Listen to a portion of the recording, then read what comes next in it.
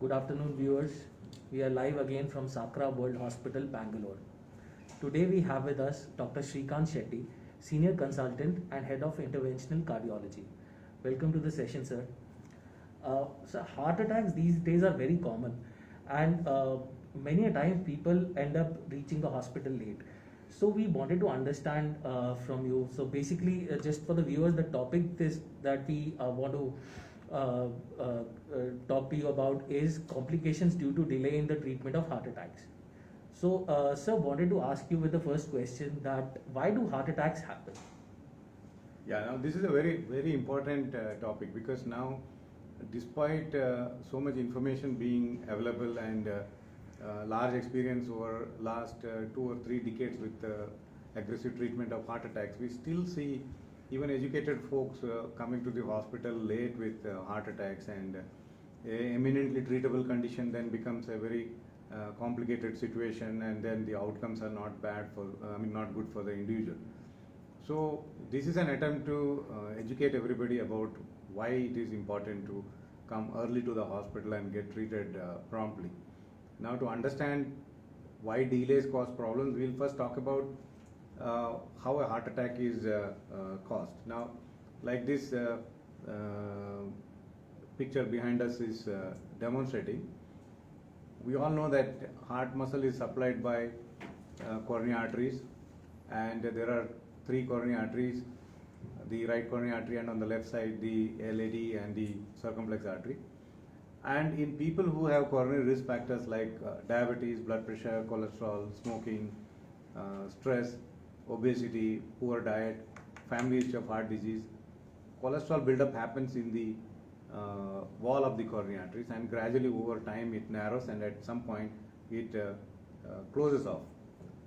I'm showing an animation of a gentleman who is having a heart attack, and as you can see, over time cholesterol plaque buildup is happening, and initially it is not obstructing the flow of blood.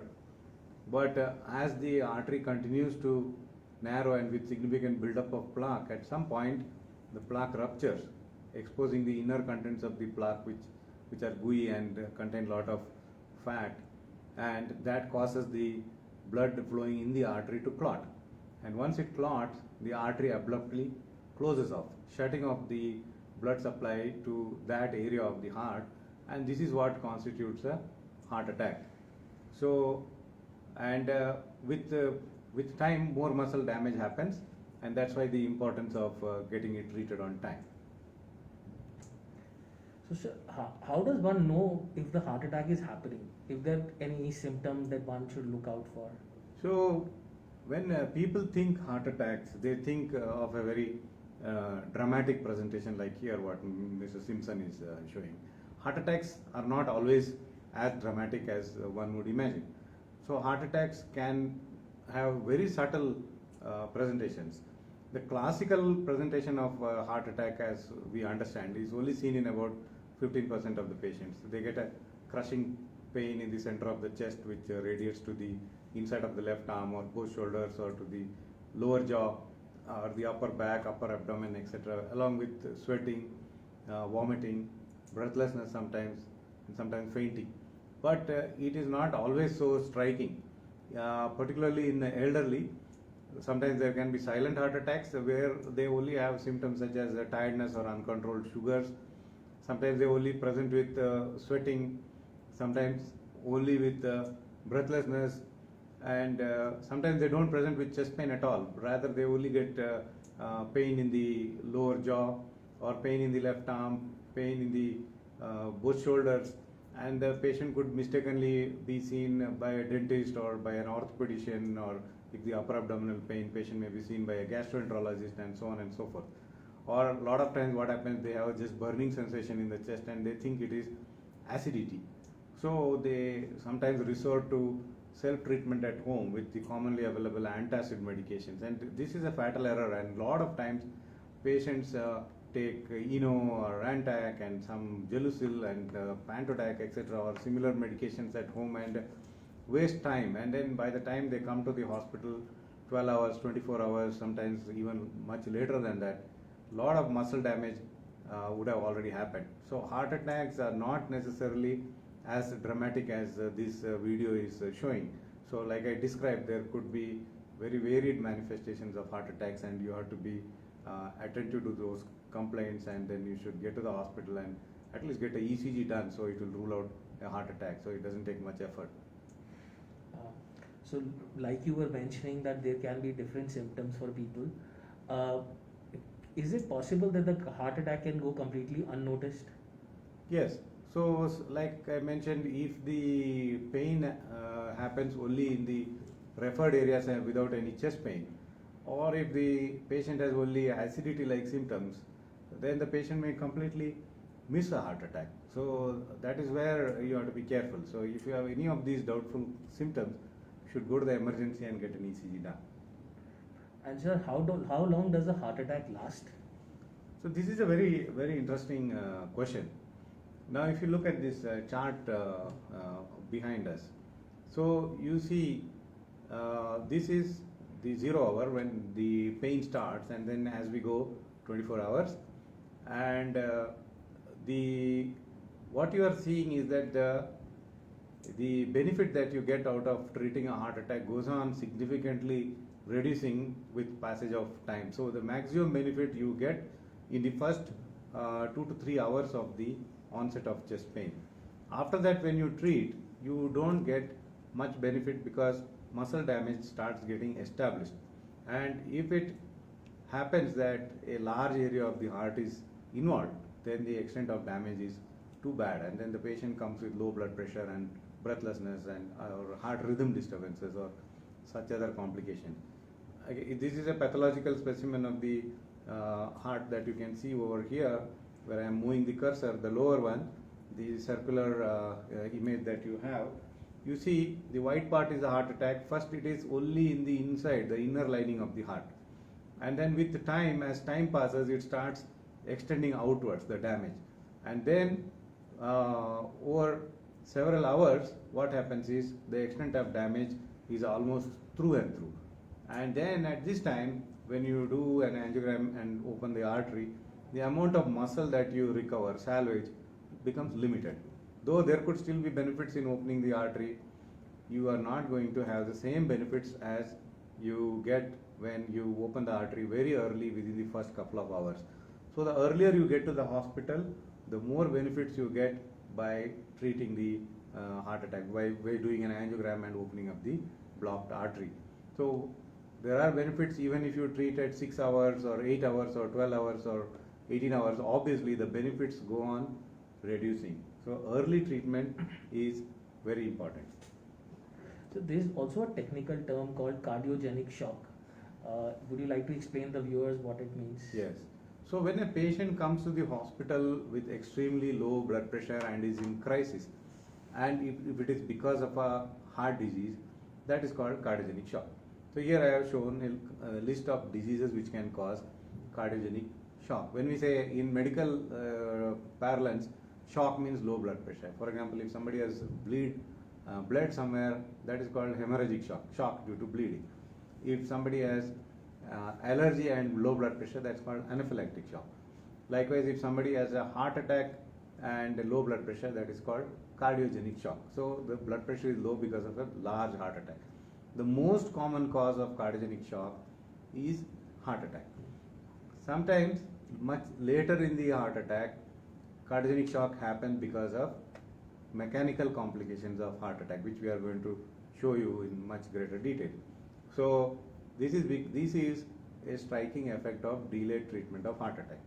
So if a patient comes late to the hospital with a heart attack, a large area of heart muscle is affected badly, then they go into what is called cardiogenic shock because of pump failure. Of course, the patient can come with a cardiogenic shock early on in the heart attack also, because a large part of the heart is affected, but such a patient has a better chance of recovering once you do an angiogram and angioplasty, because like I showed, that muscle can be salvaged.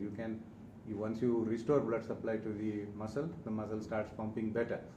But at the same time, if the patient comes very late, several hours later to the hospital, and a large part of the heart has been affected by heart attack, even after you do the angioplasty, the recovery may be very poor. So the risk of mortality will be very high. So cardiogenic shock due to pump failure. And in some patients, cardiogenic shocks happen due to some mechanical complications of heart attacks, particularly in delayed presenters. Those we will look into as we go forward. Other causes of cardiogenic shock are much lesser: stress cardiomyopathy, some patients with valvular heart disease, some patients with myocarditis because of muscle inflammation and all that. Those are not the concern of today's discussion. Yes, sir. So like you've shared some of these complications, I also wanted to ask you, can the delay be life-threatening also? Absolutely. So when somebody comes to the hospital late and the muscle gets badly damaged, certain serious mechanical complications can happen. Like I am showing over here, this is what we call cardiac rupture, because once a heart attack happens and then the heart muscle becomes soft like butter and the rest of the heart around it is contracting, so just because of the stretch on the weakened muscle, it just gives way, and then the blood leaks out of the heart into the pericardial sac, what we call, and then that compresses the heart and the BP goes down. This is almost always a fatal situation. The patient will not be able to come out of this condition. Very rarely you are able to take this patient to the cath lab and do an angiogram. So this is one such situation where you can see that the angiogram is showing a leakage from the left ventricle into the pericardial sac. So this kind of a situation where you are able to take the patient to the cath lab and do an angiogram with a patient with cardiac rupture is very, very uncommon, unless it's what we call a contained rupture. I'll show you what a contained rupture is. So another example of a patient with a leaking heart. So again, this is an example of a cardiac rupture. You can see that the blood is leaking into the pericardial sac. So this is almost always a fatal situation. If the patient manages to get to the operation theatre, you can see over here the heart is leaking. So such a patient who manages to get to the operation theatre gets operated, and the surgeon puts a patch like this and operates. So very, very extremely uncommonly, some patients are fortunate enough when they have a cardiac rupture to get to the operating theatre and get the heart repaired and then survive. So in some people, what happens, this cardiac rupture becomes a contained rupture. That means a clot forms around the ruptured area. So you can see this where it is a red star. You can see an outpoaching that forms what is called a left ventricular aneurysm. So this is also a complication of a late presentation of heart attacks, because though this is not immediately fatal, this has got long-term consequences, because a patient who has got left ventricular aneurysm, their overall efficiency of the heart is poor. They have what we call congestive heart failure. They also have bad heart rhythms, which can cause sudden cardiac death. I'll discuss sudden cardiac death later. And sometimes these outpoachings, they develop clots, and these clots can become a source for strokes. So these left ventricular aneurysms also develop sometimes because of contained rupture, sometimes because the muscle is irreversibly damaged, and in that situation later on they will need a surgical correction. So as you can see, this is a CT scan of a patient with a left ventricular aneurysm. You can see this outpoaching over here from the left ventricle, same thing seen in a three-dimensional rendering. So these are called left ventricular aneurysms, and these are because of old heart attacks which could not be treated on time. And this is how it looks on the MRI. So you see that the heart efficiency will be very poor, and there is a outpoaching over there, and which can form a focus for formation of clot and then cause stroke, heart rhythm problems, and congestive heart failure, and so on and so forth. The other mechanical complication that we have to bear in mind is something called papillary muscle rupture. So you can see in this diagram, these two muscles in the left ventricle muscle bundles, these hold the mitral valve apparatus, which is a very important valve on the left side. And in a heart attack which involves this papillary muscle, if the treatment is not on time and the papillary muscle ruptures, then suddenly the valve will become dysfunctional. As you can see over here, you see the golden part, that is the papillary muscle, and So the papillary muscle is ruptured over there, and therefore the valve is flailed. So even in this patient, you can see this is an echocardiogram showing the flail mitral valve because of papillary muscle rupture. And you see on the color Doppler, you can see this flame-like thing, that is a valve leaking over there. So this patient will be in cardiogenic shock. So in a cardiac rupture, patient will have a cardiac arrest. So there may not be a opportunity to save that patient. Very rarely they go to the operation theater. Papillary muscle rupture, the patient will come in cardiogenic shock. Patient will have fluid in the lung, what we call acute pulmonary edema. BP will be very low, they will be in crisis, they will need to be put on ventilator, intra-aortic balloon pump, and the patient needs to go urgently to the operation theater for an emergency mitral valve replacement. These conditions have more than 90% mortality, and even when operated also, the mortality continues to be very high. So the another condition is what we call ventricular septal rupture. So these are all muscle ruptures of delayed heart attacks, and depending upon the location of where the muscle rupture is happening, the consequences are different. If it happens in the free wall of the left ventricle, it causes ventricular rupture leading to death. If it involves the papillary muscle, it leads to valve leakage.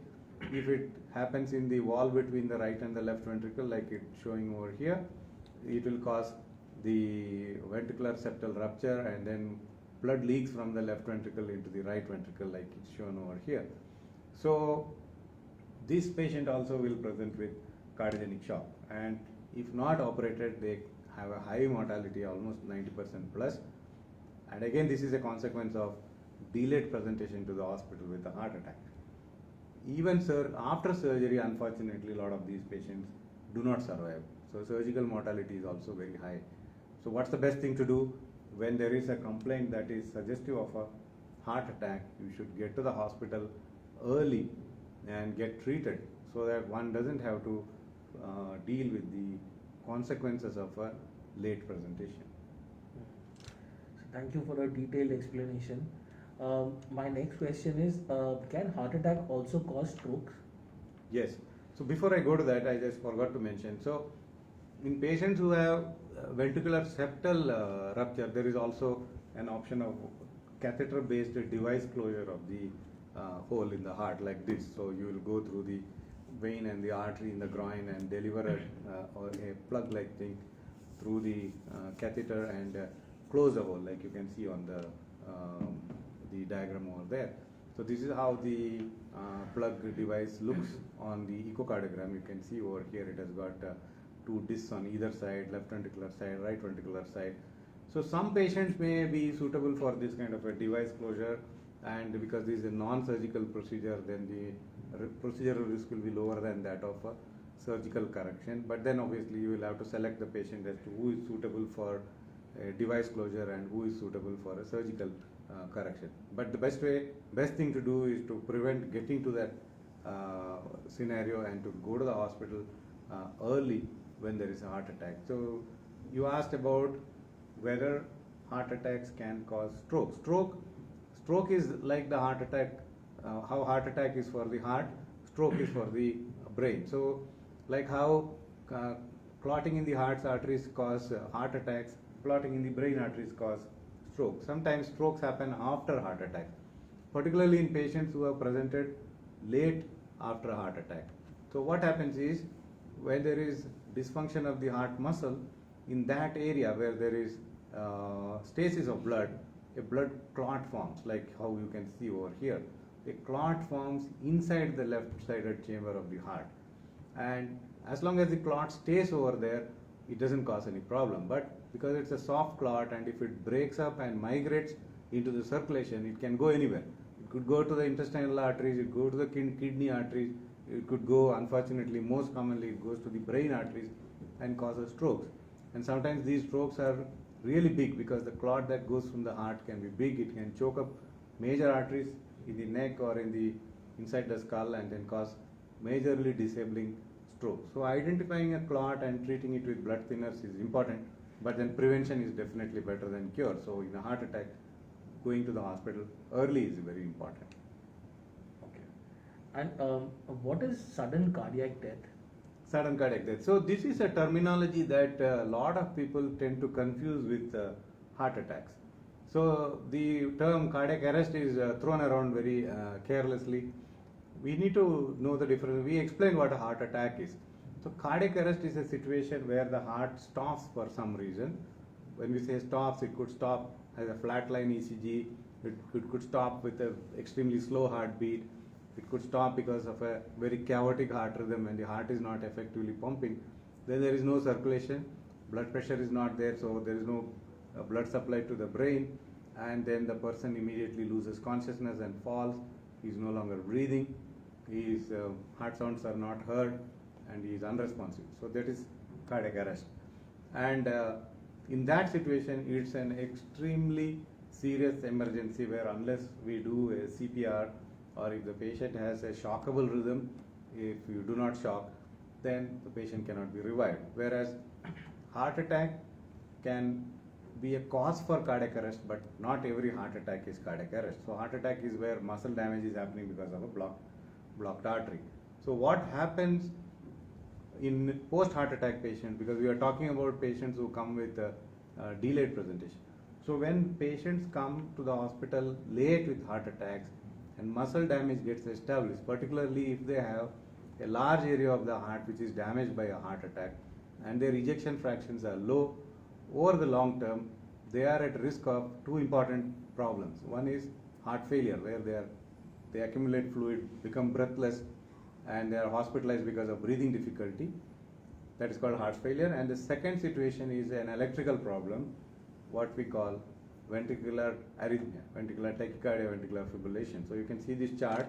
So one of the most common causes of sudden cardiac death is ejection fraction lower than 30% in patients with heart failure, and particularly patients who are post-myocardial infarction. So if you go late to the hospital with a heart attack and there is extensive muscle damage, then that leaves you over the long term at risk of sudden cardiac death, sudden cardiac arrest, which can be fatal, and heart failure. So in these patients, what happens is you can see the heart rhythm becomes suddenly chaotic, ventricular tachycardia, where the heart is beating very rapidly, and because of that, ineffective contractions, and then the blood pressure is not generated and the person loses consciousness. Or worse still, totally degenerated rhythm called ventricular fibrillation. Heart is like a bag of worms, it's not pumping at all. And so there, unless you shock with a defibrillator, you cannot revive the heart. Not all cardiac arrests are revivable by shocking. So there are something called asystole and bradyarrhythmias. There cannot shock and revive. You can shock and revive only in ventricular tachycardia and ventricular fibrillation. But if a patient has an out-of-hospital cardiac arrest, you do not have the luxury of a defibrillation. So then what happens? The patient goes through ischemic brain damage, because by the time you get to the hospital, even if somebody is doing CPR, because the circulation generated by that may not be effective, patient may suffer brain damage. So how do you then prevent these kind of episodes and save lives? So these patients who are deemed to be at risk of sudden cardiac death, they should receive automated implantable defibrillators, what we call AICDs. This is on the picture over there. This is like a pacemaker which itself identifies as to whether the patient is having ventricular tachycardia or fibrillation, and will shock and revive. Okay, sir. We are almost coming at the close of the session. So the last question I want to ask is, what is the impact of COVID on these non-COVID emergencies? So the reason why we choose this topic in the first place is, like in the last 2 years, there is so much focus on COVID and COVID related problems, and of course rightly so. But unfortunately what has also happened is it has taken the attention away from some of these chronic long existing problems which are very important, and even now in the middle of this pandemic, the cardiovascular diseases are the leading cause of death worldwide. So, but what has happened, because the systems are overwhelmed with COVID hospitalizations world over, there has been an impact on treatment of strokes and heart attacks, which are true emergencies. So This survey of healthcare professionals across the globe tells that the large majority of them are worried that care for patients with heart attacks and strokes and other emergencies is impacted because of this. So we should not lose focus. We should know that a heart attack is an emergency, a stroke is an emergency, whether there is COVID or no COVID. So you have to go to the hospital, and like a survey of respondents, patients, general public showed, a lot of them are worried about contracting COVID in hospitals when they go for treatment of other non-COVID conditions. But if you do not get your heart attack or stroke treated, then the impact on you is tremendous, like what I showed you in the preceding discussion. So, and you should not, this should not discourage you from going to the hospital and getting an assessment done by way of ECG and other tests, cardiac markers like troponin, and if it's a heart attack, get it treated promptly. This is very important. So you've covered a lot of topic on complications that happen due to heart attack and due to the delayed treatment in heart attack. Any take-home message that you want to leave the viewers with? Yes, so heart attacks are eminently preventable.